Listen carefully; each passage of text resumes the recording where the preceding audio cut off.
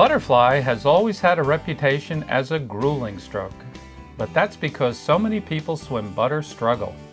We'd like to change that by teaching you a style that is relaxed, flowing, and enjoyable. The drills and skills on this video will teach you to swim much farther without fatigue. They'll also develop the foundation to swim with unprecedented speed and power by swimming with your body instead of your arms and legs. You'll see two styles of butterfly here. TI head coach Terry Laughlin will show you a style we call Butterfly for Boomers, which is ideal for swimmers of any age. Terry used it to overcome 40 years of butter struggle and learn an efficient fly at age 55. TI coach Stefan Bill demonstrates butterfly as swum by those who may be younger and stronger or have more natural aptitude for fly. Our high-efficiency version of butterfly will help you maintain your stroke and speed for greater distances.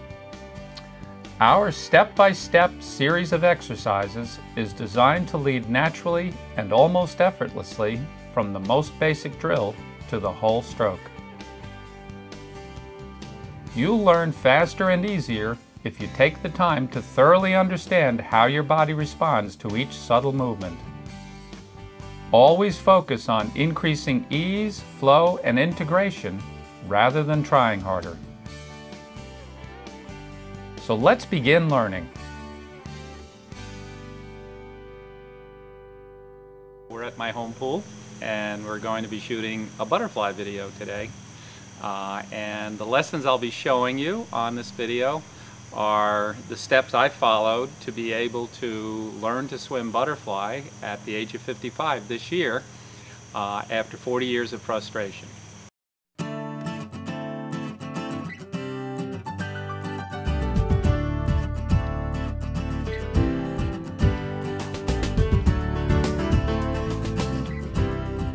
The purpose of the Streamline Dolphin is to lengthen the body line. First thing we're going to do is experiment with if I just move my shoulder blades forward and back, and it might be a good idea when you practice to do this exercise yourself before you do it. But if I just move my shoulder blades forward and back, how much of a dolphin I can create without adding chest press and without adding toe flick.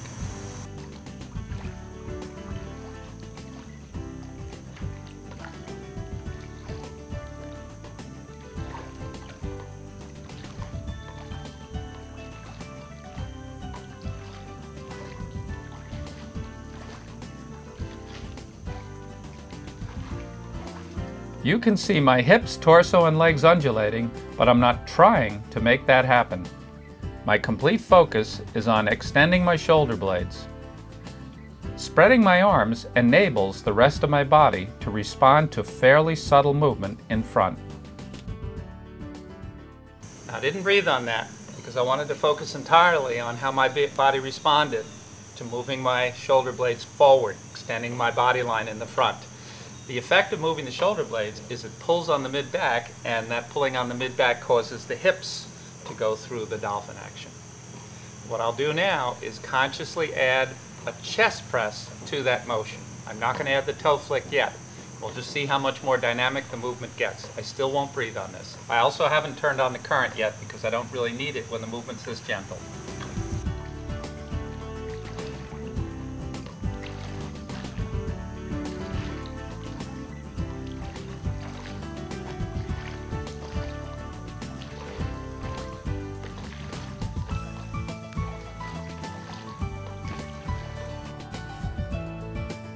Though I'm pressing my chest here, I'm not diving. My head barely submerges with each pulse. Now this is a 35-foot pool, and that's really plenty of space for me to get movements that are that basic and that gentle right. I'm not focused on anything except getting a better feel for how my body responds as I add another element to the movement. Now you may have seen my feet move there. I felt the move, but I wasn't consciously trying to move them. They were simply responding to two movements, the extension of my shoulder blades and adding some chest press. What I'll do now is consciously add a toe flick and we'll see how much more dynamic the whole movement gets, because what we're doing is gradually building a whole body dynamic into this movement.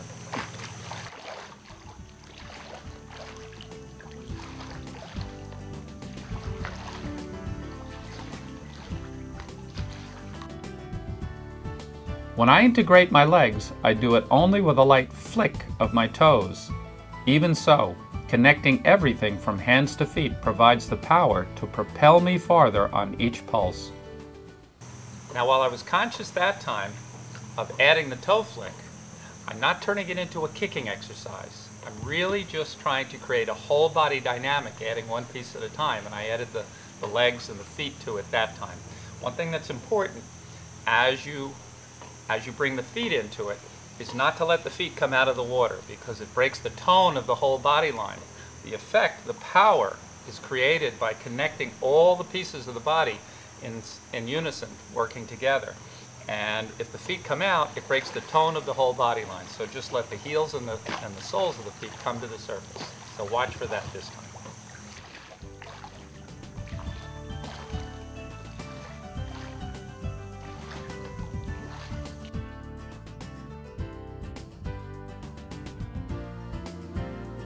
Quiet dolphins are much more efficient than splashy kicking. Crossing the pool in 7 dolphins, rather than 11, confirms how much efficiency I've gained. I really haven't included breathing yet in this movement, because breathing's not integral to it, and to some degree, including the breath, can get in the way of your being able to feel that body coordination I've been talking about. And I've been going short distances, so I don't need a breath. But if you want to add the breath, what you're trying to do is avoid this sort of movement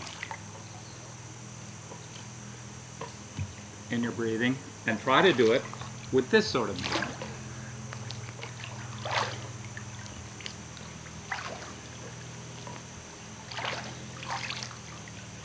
Where the head rises and sinks as a natural part of the body's undulation, but you don't add chin movement to it. So now I'll add breath. I'll breathe in frequently, so I can mainly concentrate maybe 2 or 3 pulses on just getting the movement the way it was, and then fit in a breath and keep the movement the same.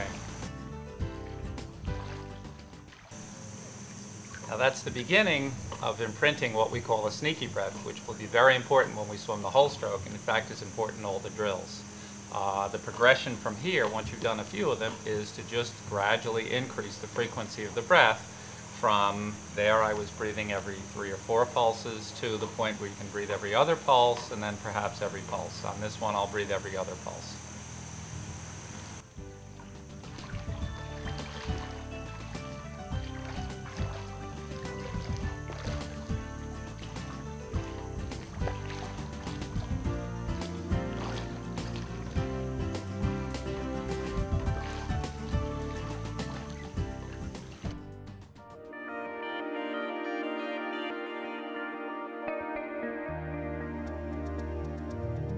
Practicing no-breather dolphins helps imprint a long, streamlined body line that channels energy forward. Notice how stable Stefan's head is, how light and compact his hand movement is, and how little he bends his knees. The critical action here is a light, rhythmic chest press that elongates his body and lifts his hips, keeping his legs relaxed. Breathing can be a challenge in Streamline Dolphin. I'm trying to minimize my head movement, but without a hand skull, it's difficult.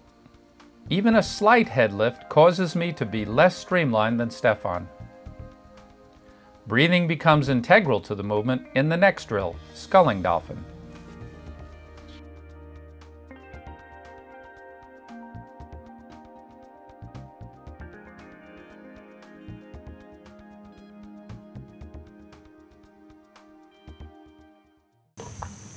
All right, on Streamline Dolphin, my focus was on lengthening my body line and having upper body, hips, and legs all work together.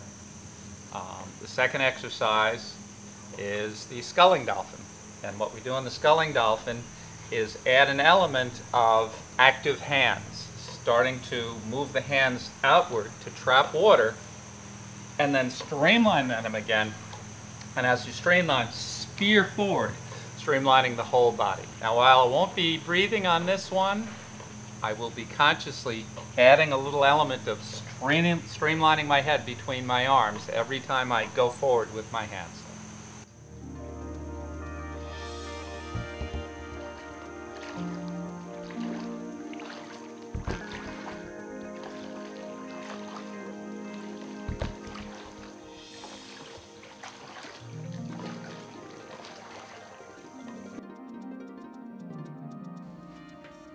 Notice how I scull gently and streamline my head with subtlety.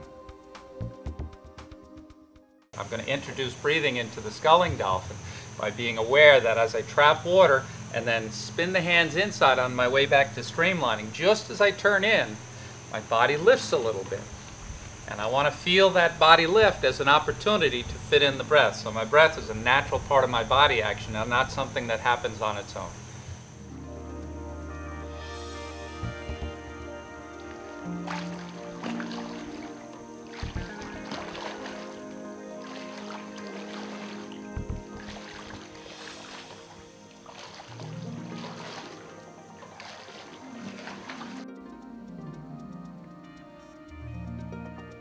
While breathing reduced efficiency in Streamline Dolphin, here it actually becomes an advantage because it makes the whole movement more dynamic. Now, the second thing that happens naturally as a result of that in-sweep is that as my shoulders lift, my knees bend, and as I drive forward again and spear forward and streamline everything, that is the most natural time to add the toe flick. So I haven't consciously put the toe flick into the sculling dolphin yet. I'll do that now, but again, I'm just going to try to feel it as a natural result of the lift that's created here, and then coordinate the toe flick with my drive forward. So I feel as if my toe flick actually drives my hands forward.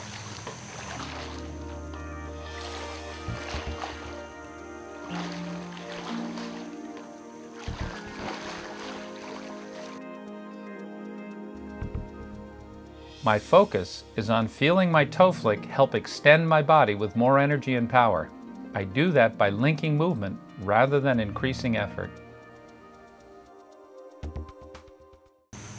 I haven't turned on the current yet, but now as that movement is becoming more of a whole body dynamic, there's more power being released every time I pulse and get everything involved.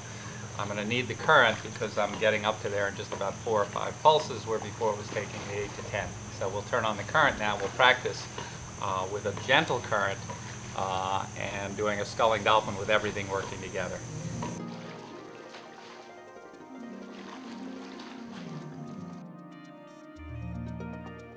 I get a moment of rest by waiting for the air in my chest to return me to the surface. As that happens, I begin to scull out, but keep my body streamlined.